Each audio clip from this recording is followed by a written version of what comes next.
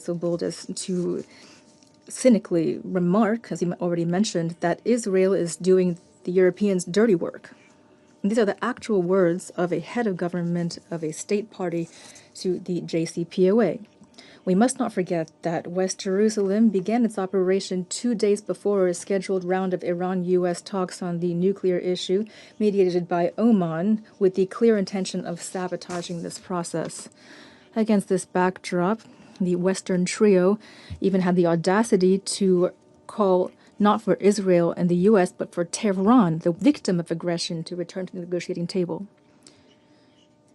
If our British, French, and German colleagues continue to threaten launching this Resolution 2231, that is a mechanism of sanctions by the Security Council on Iran, I'd like to remind them that there's no political, legal, or procedural basis for this. Berlin, London, and Paris have chronically violated this resolution and the JCPOA, and therefore do not have the right to engage this mechanism.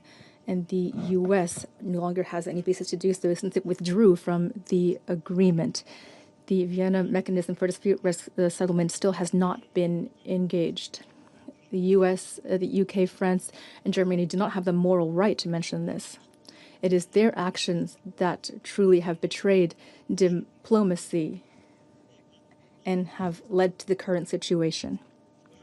Madam President, special responsibility in this regard lies with the IAEA and its Secretariat, given the infringement by Israel and the U.S. on the global nuclear non-proliferation regime, which forms the basis for the NPT. The Directorate General and his colleagues are obligated to uphold their mandate, as well as resolutions of the General Conference 444 and 533.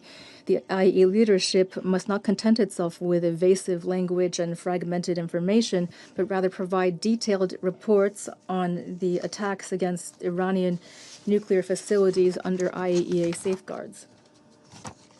At the same time, it's extremely important to call things by their names and directly indicate who exactly carried out targeted attacks in violation of the charters of the UN and IAEA and resolutions of the Security Council and General Conference of the IAEA.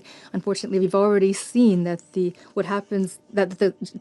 Director General of the IAEA includes sometimes subjective judgments alongside facts and statistics in his reports, and these are then used by a certain number of countries to justify their unprovoked aggression. Madam President, the Iranian nuclear program can only be resolved through diplomacy, through negotiated solutions, which are based on international law and the principle of equal and indivisible security. The Russian Federation consistently has supported a peaceful solution to the concerns surrounding the Iranian nuclear program, which is acceptable to all parties as well as the international community as a whole.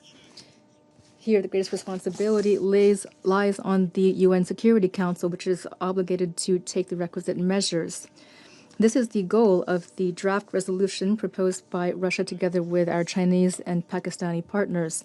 Today, we are proposing to our Council colleagues an updated text that takes into account the latest developments and aims to bring about a lasting ceasefire, as well as oversight of that ceasefire by the Security Council through Secretary General reporting.